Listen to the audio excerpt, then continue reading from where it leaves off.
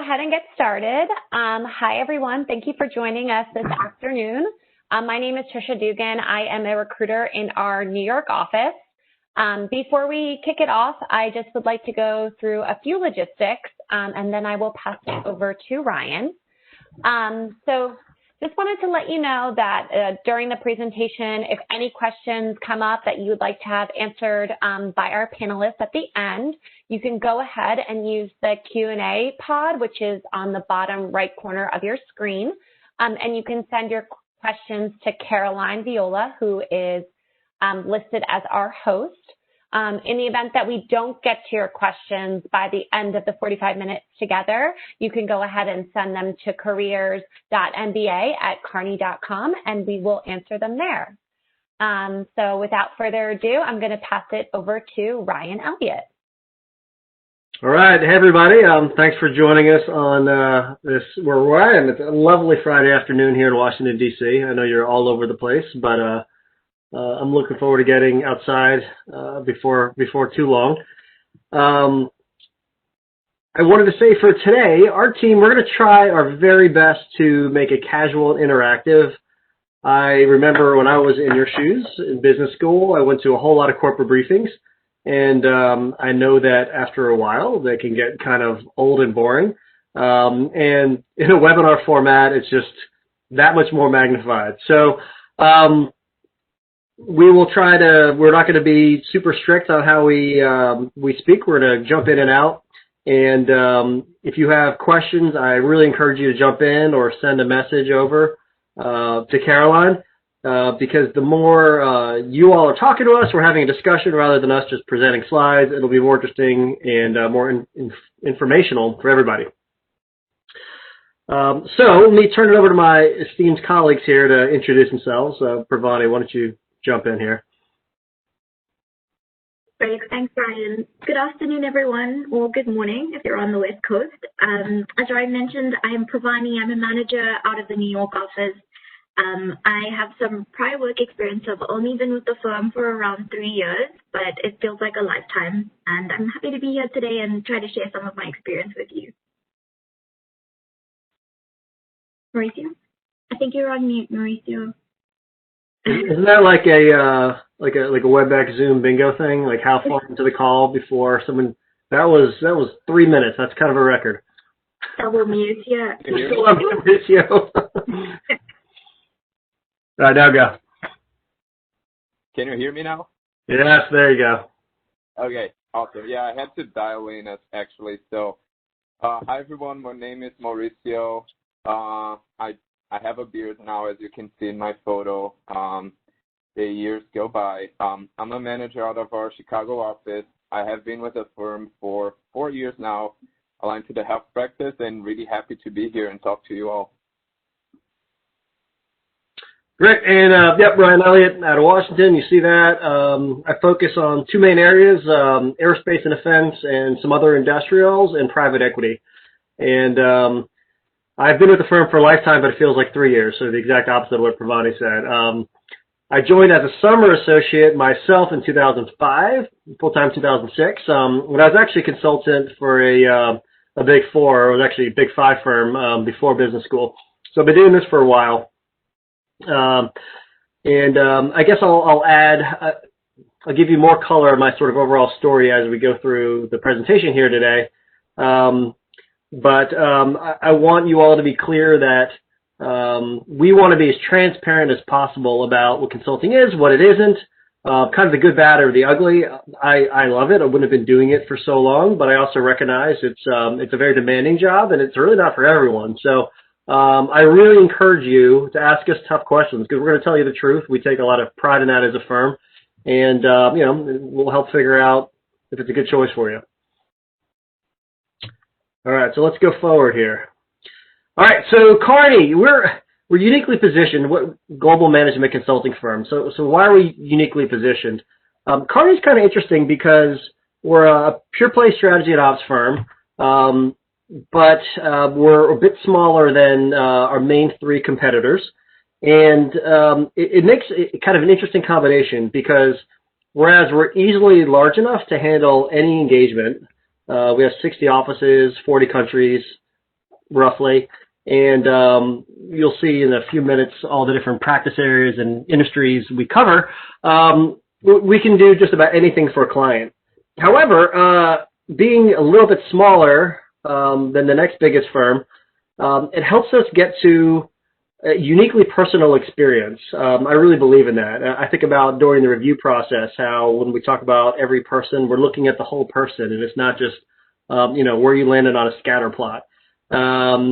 We're small enough that we can really kind of tailor the career of every individual, and that's one of the reasons I'm still here after all these years. Very much an entrepreneurial mindset. We're a little bit, I say, more loosely structured than some of our other firms. Partners have a lot of leeway to kind of develop their own book of business as they see fit, and that kind of trickles down throughout all of the ranks. And if someone has a good idea, you see people do this every week, just start something new. And again, it's a little bit of a function of being smaller, and that there's just a lot of white space. You can kind of grow your own career. Okay, let's flip forward. I'll flip it over to my colleague. So, we tend to look at the world in these three main buckets, and this is what we really focus on improving ourselves, our capabilities, clients, and culture. So I spoke a little bit about our capabilities and the fact that we can meet anything. I think about a story a few years back where it was a private equity engagement. It was a strategy diligence project, and the partner at the firm, he was saying, Ryan, I just want you to focus on the U.S. facilities. They've got something going on in England, but we're going to close it down as soon as we buy it. It's not worth anything. Don't worry about it. I was like, you sure you want to do that? And so, yeah, sure. Let's just make it just the U.S. And sure enough, 2 weeks into the engagement, as you can predict, he said, Ryan, maybe you can go take a look at that company over in England. And I said, all right, let's see what we can do. And called a partner up in the London office who's a friend. And he said, I got a perfect person to do this. We had a call. I remember it was like 4 o'clock my time, so it's 10 o'clock in London. Same day I got the request. And they said, yeah, we can go out there, we'll kick the tires, we'll give you a write-up, we'll just spend a day there. I said, great, really appreciate it. And they sent to the address, and I told them what it was. I can't do a good British accent, but the response was, that's in bloody Wales. So, so they were joking. It was not an easy thing for them to do, but they went about and did it. So I think about, that speaks to our core value of generosity, and that's just how the firm runs. There's really no incentive for those two to help me out like they did, other than just we kind of help each other out across geographies and make the place special. And we do have the capabilities to be able to make those type of to meet those last minute requests from clients because we've got offices everywhere and capabilities everywhere. All right, I'll turn it over to is it Pravani next? I think Mauricio wanted to say something about our clients.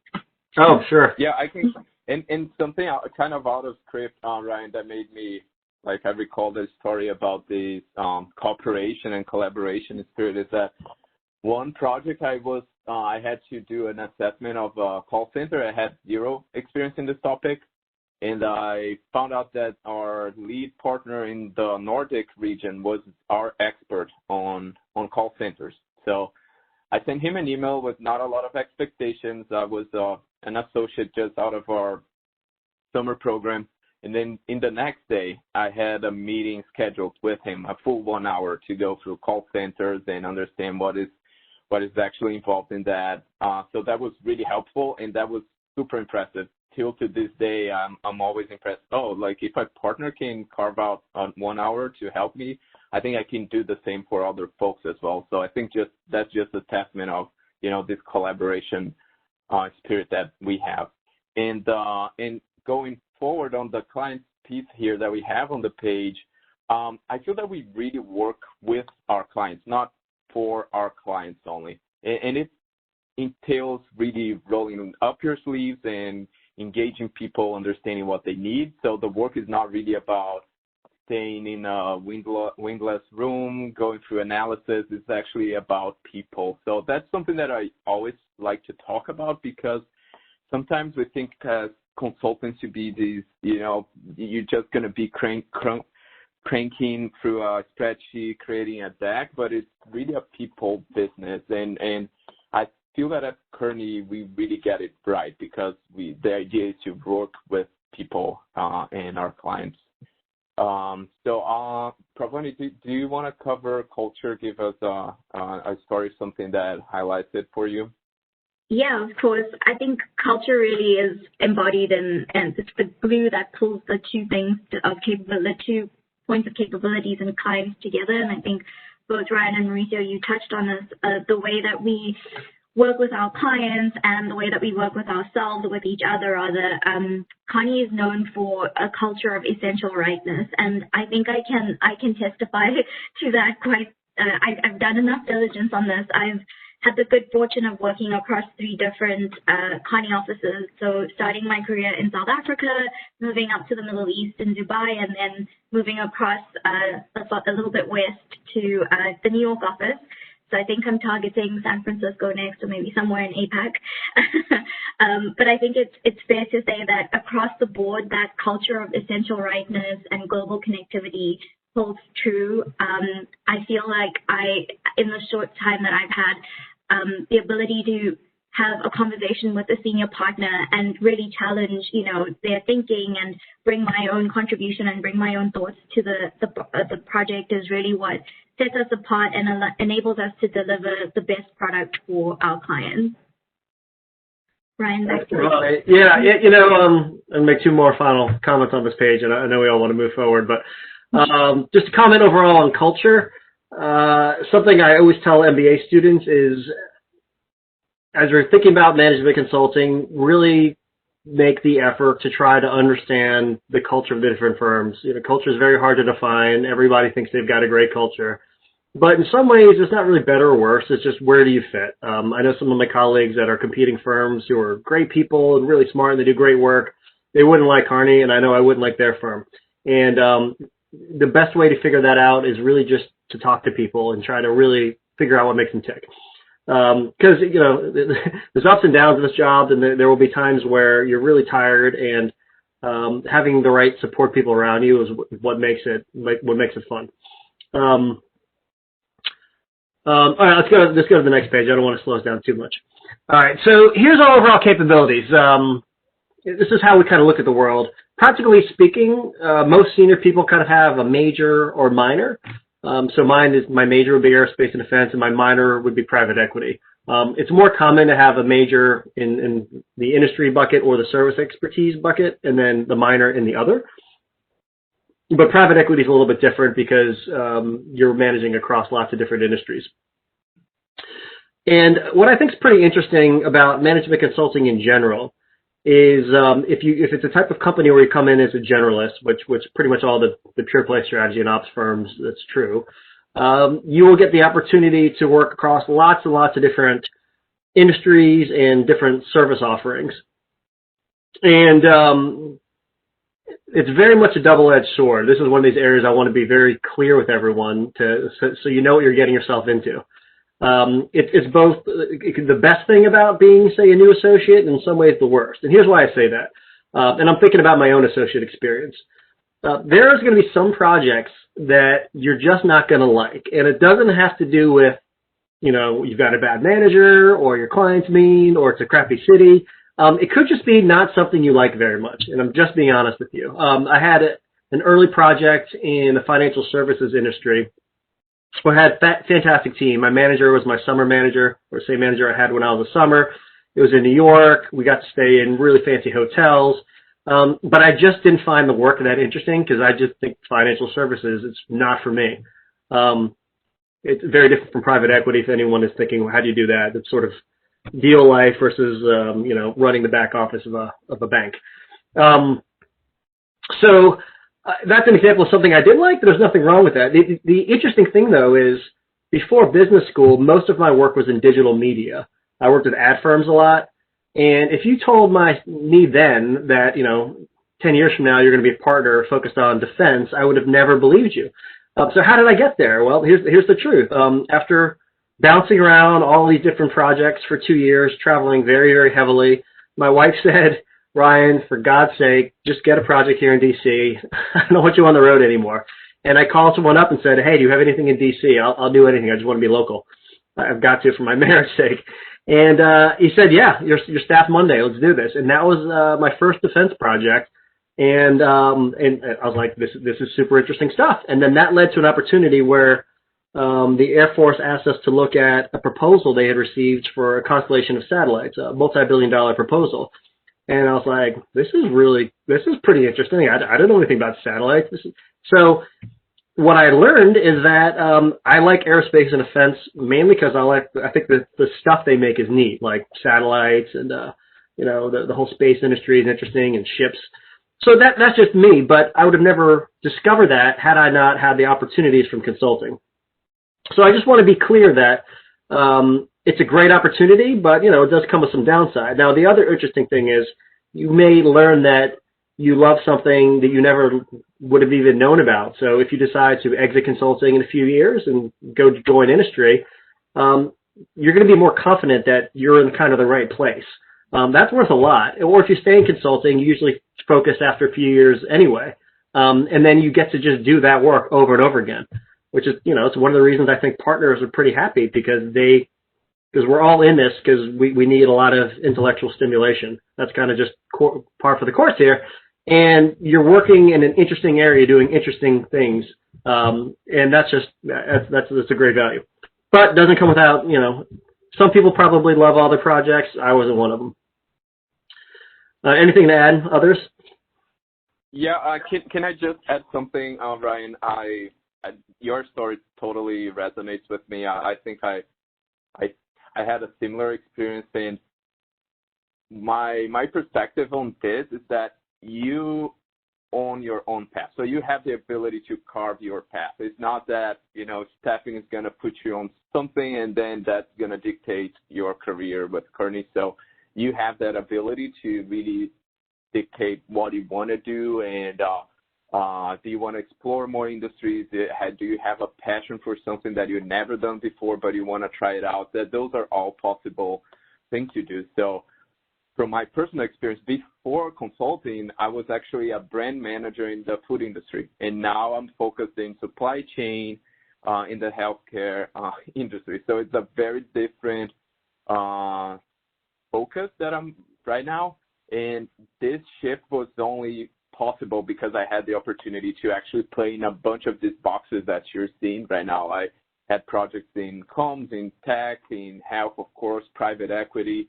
And so it really gives you a sense of what you like, what you don't like, and where you want to spend more time on. And it's possible for you to actually do it, right? It's not that you're going to join, you're going to spend all your time in a specific practice or industry or whatever. That's not what happens. But if you have a passion, if you already know what you really want to do, that's also another path that a lot of people go through as well. So just wanted to add that I think it's true for a lot of people, and especially when you're out of the MBA, sometimes you don't really know what is out there, right? So it's really good to know that in the place that you land, you can actually explore a little bit and try to understand more about the business world where you can play a part. Yeah, and if I can also just echo what Ryan and Mauricio have been saying. So I know a bunch of people who do MBAs to almost reinvent their career path. I wasn't one of those people, but I was someone who had a very, very deep financial services experience. So a little bit about my background. I'm a CPA who spent a couple of years working in the investment banking industry. And after a while, I just got tired of taking money from clients without being able to transfer value. So the consulting part was attractive to me for the fact that I wanted to really get heavily involved in client work, and I didn't really have a specific industry that interested me. So joining Kearney gave me the opportunity to explore a variety of spaces, and now I've managed to forge a platform a little bit different to Ryan. Maybe I'm a service expert, so I do strategy and top line transformation, and I play in the CMT, so comms, media, and technology, and consumer retail space. That's totally different from my, I guess, about 8 years of banking experience, but it's afforded me an opportunity to learn a little bit more, or a lot more rather, about the things that really interest me and where my passions lie. Great. Yeah, it's true. Yeah, we probably are not going to work together anytime soon, but we can do some webinars together.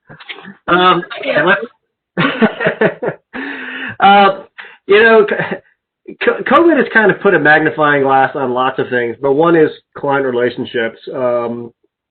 First of all, it's worth pointing out that our business has been amazingly resilient through COVID. I think we're even surprised. We're growing considerably this year from last year. And I think part of the reason why is because in times of distress, clients need more help, not less help, and they're going to go with the people they really trust. You know, as Mauricio said, I think we consult with our clients, not at them. We really listen to them. We recognize that they know their business better than we do in a lot of ways, but we have something unique to say about it. So, not going to flip through these quotations. You can all read them. Stone Brewing is always one of the more fun client stories, I think. Sean, we had our global partner meeting last year in Berlin, and we usually have one or two of those per year. This year was supposed to be Singapore. Obviously, didn't happen. We get all the partners from all over the globe in one hotel. It's pretty interesting. There was a post-event, and there wasn't enough food, and you had a bunch of hungry Americans who were jet-lagged looking for food. And Sean said, "Why don't we go to my bar?" We're like, "What are you talking about?" It turns out that Stone Brewing has a pub in Berlin. Like, talk about opening up shop in the Lion's Den, right? So we met there. I remember the folks were trying to close the bar as I ordered some beers for my wife and me, and I saw someone whisper, and miraculously they produced the beers. But then I was talking to Sean there, and I said, you know, we ought to do more together. And later that year, he hosted a beer tasting at Darden, where I went to school. And you know, he brought a bunch of people from the brewery, and it was a really cool event. I say these things not just because Stone Brewing's a cool company, but it's also, I think, sort of a testament to the type of relationships we have. That one's interesting. I don't know, Mauricio, didn't you do some work with Stone as well? I didn't work directly, but I had a friend, very close friend. He was part of the team, so I had the terrible job of sampling some of their beers. So that was, I think, my brilliant participation. You know, it's funny. We had an alumni event. We had a video alumni event. I think we called it Worldwide Kearney Week. I guess it was 2 weeks ago or so. And I'm the head partner for the DC office, and so I was speaking a lot. And we just redid our office, and it's funny. I was talking to the architects. This is late in the design process. And I said, well, wait, what happened to the beer taps? And they're like, we thought you were joking, Mr. Elliott. There's no joke there. So someone brought up on the call, they said, hey, Ryan, what's going to be the first draft beer in the DC office? And I don't know, I kind of punted. I said something local. And then Sean jumps, I didn't know he was on the call. And he's like, I've got something to say about that, Ryan. So it's going to be Stone. Anyway, this wasn't meant to be a presentation on Stone, so perhaps we should keep going. Okay, so these are our 5 core values. A funny thing about Kearney people is we say things like essential rightness, which Pravani said before, and you kind of assume that's just corporate jibber jabber. But I swear, essential rightness comes up once every couple of weeks. By the way, essential rightness is one of Tom Kearney's kind of key phrases, and it basically means that we provide the right advice, that our consulting is accurate, but we're also doing the right thing. And so, you know, if the client's trying to do something questionable, we might have a meeting and say, not sure that passes the essential rightness test. Similarly, these values come up constantly.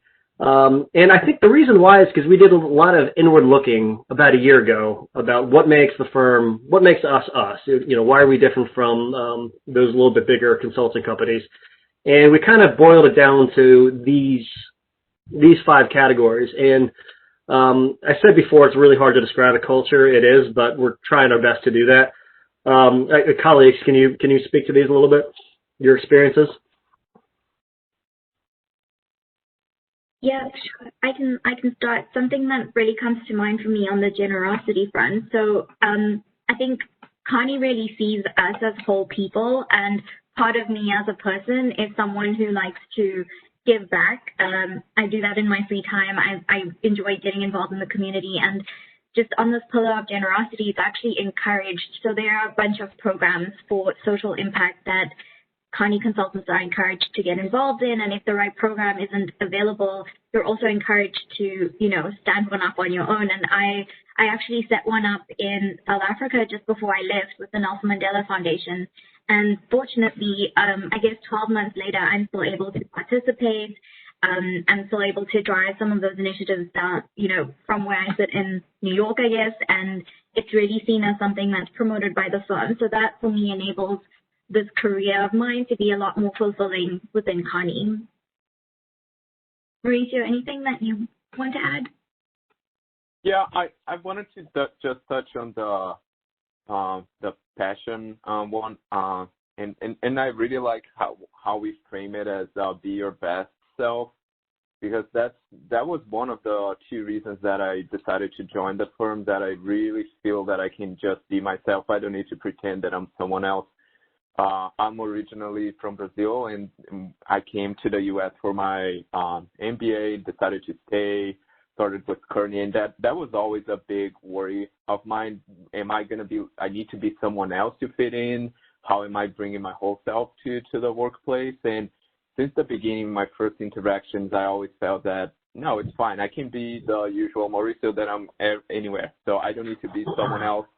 I don't need to start liking fantasy football to fit in, because football for me in Brazil is soccer. So, but it's fine. I still like football, but I don't feel that pressure to mold myself into something else to fit in. So that's something that the passion about just be yourself. I really like it, and it's one of the reasons why I'm sticking around. Great, thanks, guys. Let's flip forward then. So as I mentioned, COVID-19 has put a magnifying glass on many things. I look at what we've done as a firm, what the partners have done to manage through this period, and how the whole team has responded. And I think we've done a good job. There's some things we could have done better. But I like to say it's our first pandemic, so we're doing our best. But it became really interesting to me when I was talking to one of our summer associates who had accepted her offer, like the next day after she got it. And I said, we're working really hard right now to manage work-life balance from working from home. Remember before I said our business is doing great. So we are very busy. It's not like we're desperate. Like we're working hard. And the challenge from 100% work from home environment or close to it is that you don't get those transition periods, right? Like it sucks going to the airport at 5 a.m. on a Monday, but at least you're on a plane for a couple hours and you're in a taxi before you're sitting down and thinking. Now it's just you roll out of bed and you're on a computer. That wears on people. So we know that. We've got lots of kind of guardrails in place, and we're doing more every day. So when she accepted on the spot, I kind of said, we're having these challenges that I think all firms are having, and we're trying to do best, but yet our yield from our summers was super high. I've never seen anything like it. Like everyone I know who's a summer accepted before going back to school virtually. And that's what she told me. She's like, listen, I talked to a lot of friends at other firms, and I appreciate you being honest that you're admitting that you guys could have done some stuff better and that it's been really hard on everyone. She says at the same time, the way you all handled it and the way the team came together and just sort of the culture and the support and the fact that we could tell that you were genuinely trying to do your best managing through the crisis. She goes, that's what it did it for me. She said, after that, I don't want to work anywhere else. Well, in consulting anyway.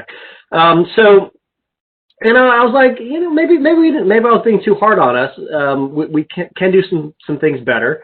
That's why the happy hour I have with my team this afternoon is 3:30 instead of 5, so they can go off with their family at 4:30. But I think the culture really shined through, and I'm really actually pretty proud of how we've handled things. Mauricio, anything to add there?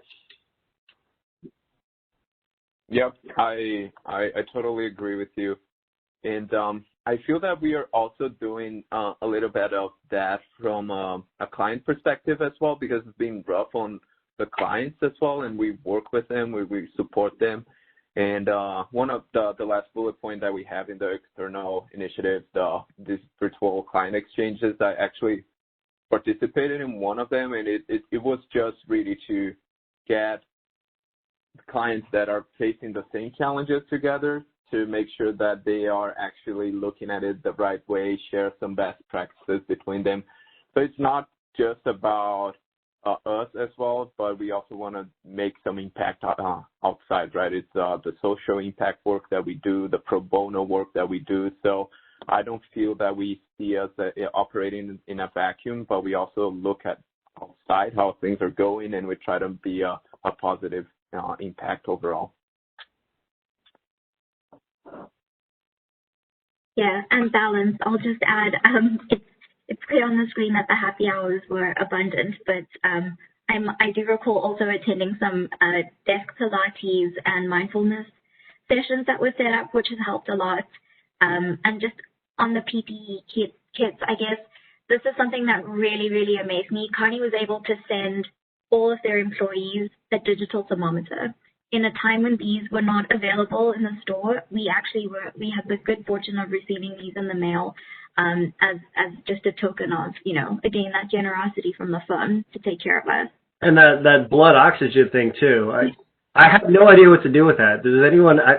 My wife tells me it's like really amazing because she's a doctor, and she's like, how do they get that?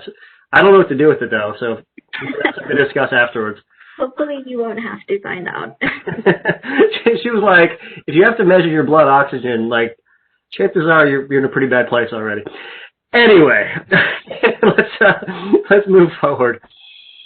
All right, so strength of this firm lies in the fact that we are all different, coming from the founder himself. I will tell you, every corporate presentation you go to will say something about diversity.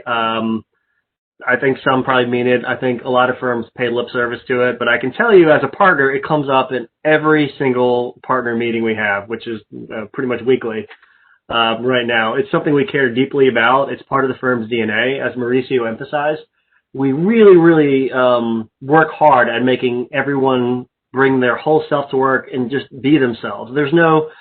We've got a really strong culture, but that doesn't mean we're kind of all the same, at all. You don't have to adapt to the culture. The culture is just, it's kind of a nice firm, and it's kind of a welcoming firm, and if you're different, cool, let's find out why. We don't always love each other. Sure, we get in arguments like anybody else, but I just think I've worked for 4 different consulting firms, and I've never really seen a place that sets the kind of stage for people to come together like we have. And, our diversity inclusion efforts are genuine because we really want to get as many different points of view as possible. And, quite frankly, it's not just doing the right thing. It's not just essential rightness. It's also good for business because our clients are all different types of people, and we need to understand where they're coming from. Pravani, anything to add? Yeah, I can maybe use myself as a case study here. I'm a woman, so I'm part of the Women's Network, which helps me navigate some of the challenges that any woman would face in the corporate life, in corporate America. But first and foremost, I'm not necessarily American, so I'm Indian national. Not necessarily. You've only been in 3 years, right? I think you're not in America. Well, it's like so much confusion, but I was born in South Africa, but I'm Indian, and I've worked in the Middle East. So I'm also I lead our firm's Middle East and Africa Diversity Network, and I really find that being able to connect with consultants that have that experience or have similar backgrounds to me is what makes this job sustainable. And something else that I'll also add, which really I guess impressed me about the firm, and this was one of the facets that drew me to Kearney when I was making my selection around fit as well. It was the programs that the firm offers to not only recruit diverse consultants or diverse employees, but also to retain them. So we have a program called Success with Flex. It allows you to take an extended leave of absence. You can basically pause your progression, take a few months off and come back. And I don't think a lot of jobs offer that ability to just, hold things in ice for a little bit while we explore different interests. There's options for externships, particularly in the social impact space. We also have a Work Smart program. So every week teams are encouraged to complete a WorkSmart barometer, which assesses the quality of the project against the WorkSmart charter, which the team will collectively agree to. And by collectively, it really allows that team or leadership of that team to respond to all of the needs of the diverse team themselves and accommodate for everyone. So I guess those are just a few of the things I wanted to highlight that really drew me to the firm and really helped support me in this journey as well. One thing I wanted to add, actually, before you jump in, Mauricio, is the fact that you've worked for 3 different offices in, I don't know, 2.5 different continents. The Middle East, I was technically, anyway. So I think that in and of itself kind of says something, and we don't really cover it here, but we have what we call the Global Mobility Program. So people often ask us, can you switch offices easily? And the answer is definitely yes. So within the Americas, it's actually one P&L. So moving from office to office within the Americas is basically an administrative function. No one really cares. If you want to change geographies, we actively encourage it through the Global Mobility Program, which is why adventurous folks like Pravani have been all over the world, and it sounds like you're still moving along, which I think is fantastic. Never know. Sorry, Mauricio. No, it's fine. I just to reinforce that this whole diversity talk is not really flip talk. It's not like a PR stunt. We actually do things to attract and retain diverse talent. So just wanted to add that.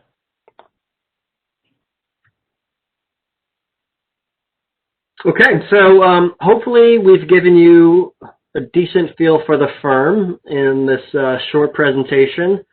I think I would love if we could have a little bit of a discussion here. We've got plenty of time left. How are we doing? Have we gotten any questions in, Caroline? So we have gotten a ton of questions in. So oh my gosh. Oh yeah. So we'll use it. We'll use the rest of the time here to get through some of these questions, and I will direct some of these to you and then just leave some of them open and have any of you answer them. But maybe, Mauricio, we can start with you getting a couple questions here about the Summer Associate Program and just about the type of work that you get to do during your internship here.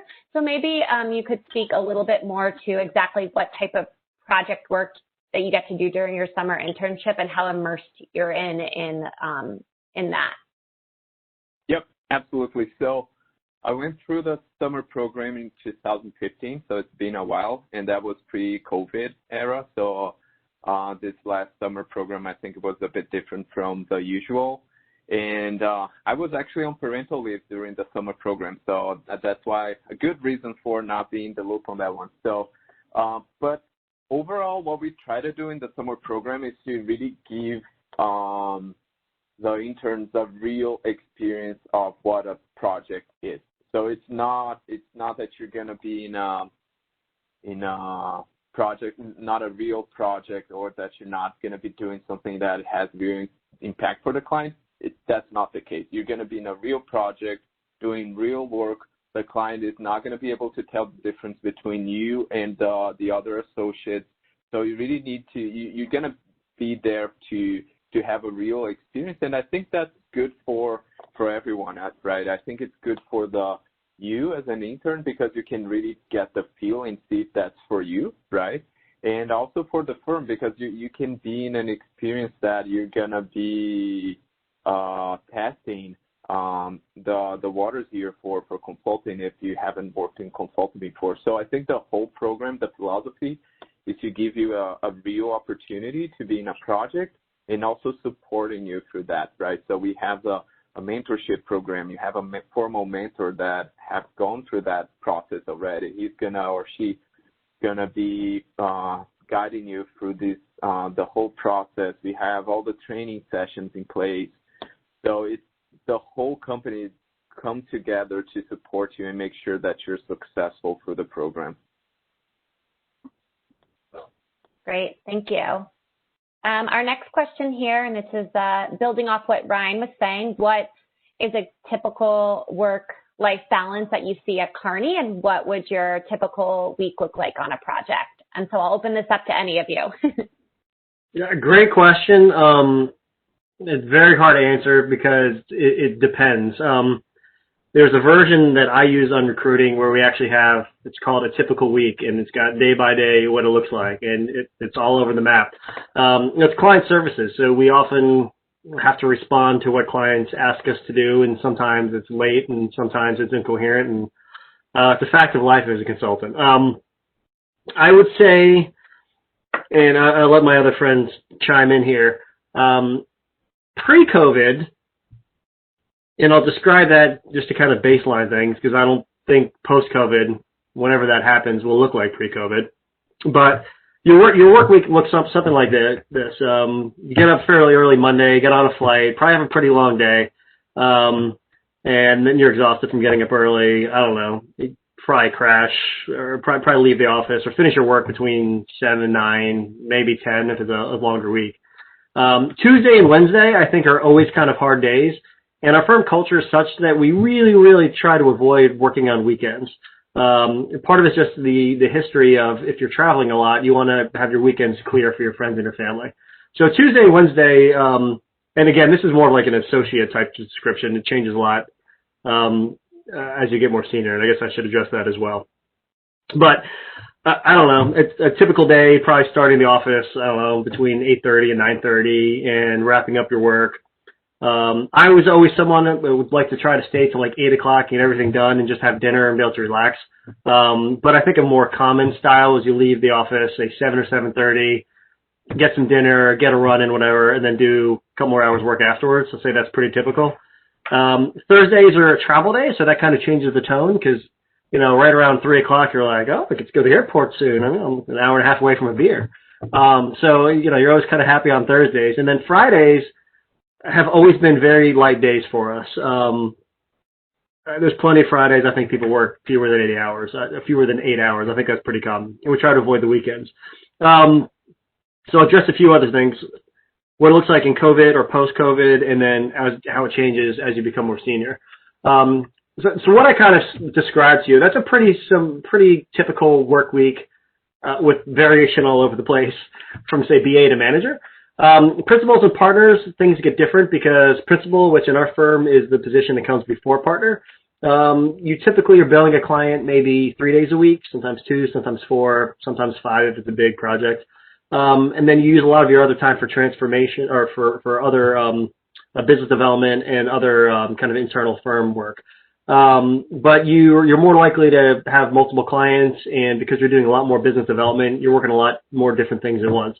Partners even more like that. So partners are kind of notorious for, you know, you might not be in any one city more than 15 hours, but you might have like 4 segments a week, and you're more likely to do international work. So you're a lot of miles. We're all global services on United. Now, post-COVID, I see that changing because one of the really interesting things about COVID is that we've learned so much that's kind of challenged the way we've thought about things. You know, part of me always said, do we really need to travel so much? And I've had some clients where we've kind of worked it out. We're like, you know what? How about we come every other week? You know, fewer travel bills for you, or people get better work-life balance. Everybody wins, and they say yes. What we learned through COVID is that we can do a lot remotely. We can do it really, really well. And like, hey, for clients, what's in it for you? Well, you're not paying our travel expenses, and they're a lot because we live very well on the road. I kind of imagine post-COVID being some kind of hybrid. So I think we'll be working remotely, doing a lot of WebEx like we are now. But I for one, I would love to get on a plane and see people face to face a little bit more. So trying to optimize with all that is what I'd like to do.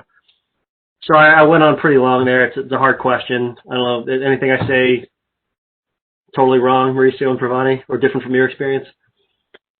No, not at all. I guess I will add maybe I'm probably closest to associate, and also trying to take myself back pre-COVID, that you are really in control of your time coming in at the associate level especially. So what I like to do is go really hard Monday to Thursday so that I can use Fridays for networking, firm building, and also maybe finish a little earlier.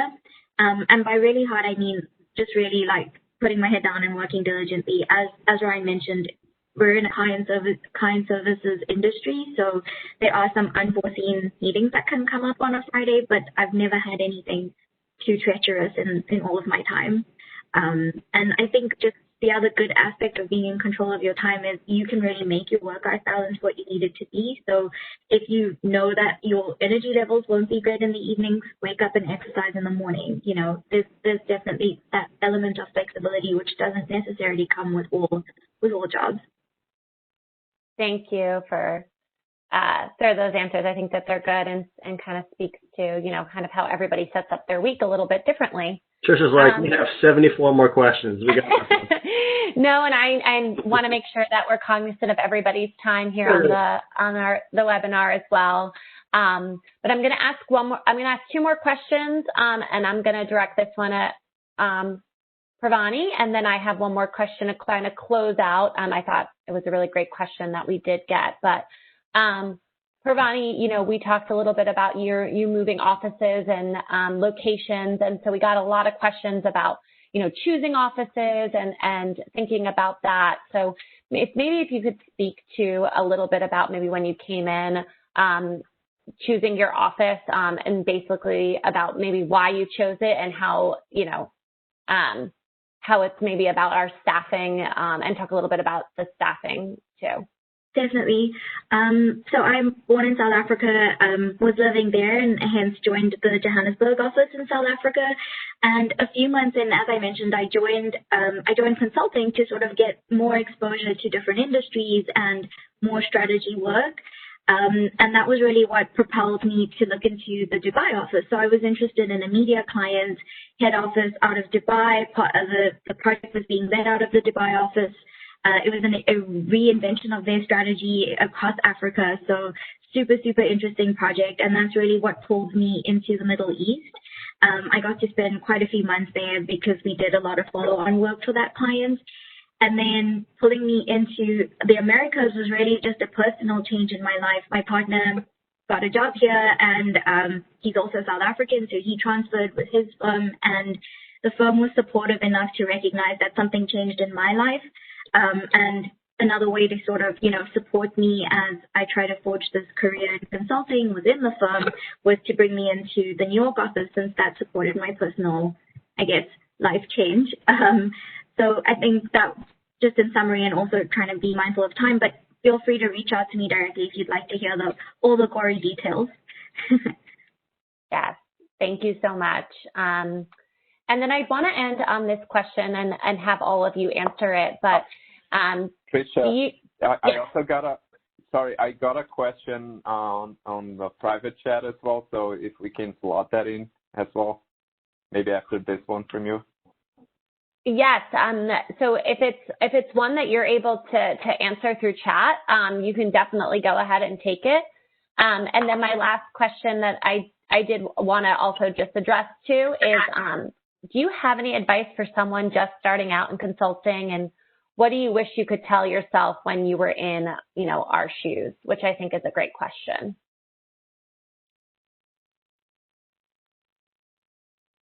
I'm probably the least qualified to do this because I was new to consulting 21 years ago. So you guys go first, and then if I have anything to add, I'll try. I can go first. I think the biggest advice I would give is to face this as an opportunity to learn about the firms and their differences, because if you're interested in consulting, a good portion of the work is going to overlap, right?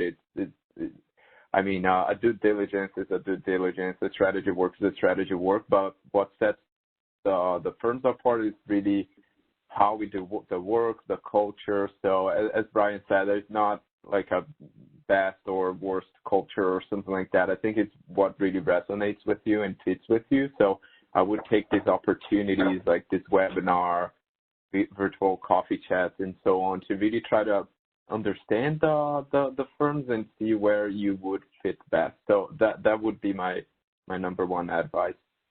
Something I want to add there, Maurizio, really good point. I think it's worth just reinforcing that it's worth getting to know the culture, because if you're going after a firm for, you're kind of looking at consulting as a short-term thing, and for many people it is, maybe it's short term because the culture wasn't a great fit for you. I mean, maybe you would have stayed in it longer if you picked a different firm. Just in kind of a twist that people don't think about often. Yeah, I guess the one thing that comes to mind for me, there's so many, but the one thing that's top of mind for me really is to just, I guess, grab everything with like two hands, because I think a lot of us do this. We'll come into a high performance in, role, like consulting for the accelerated learning curve. And it really is that. I think people often underestimate the amount of development that they would undergo. I would start a project on Monday not knowing anything about the client or even potentially the industry. And by Friday, within just 5 days, I've learned so much. And that moment, just taking those moments to step back and, be impressed with yourself is I think just phenomenal. So try to keep motivated by that, and also influence where you go. Like I say, it's an accelerated learning curve, but you can really carve that path for yourself. So get yourself pulled in, to the things that really matter to you and are meaningful for you, so that development really comes toward your purpose.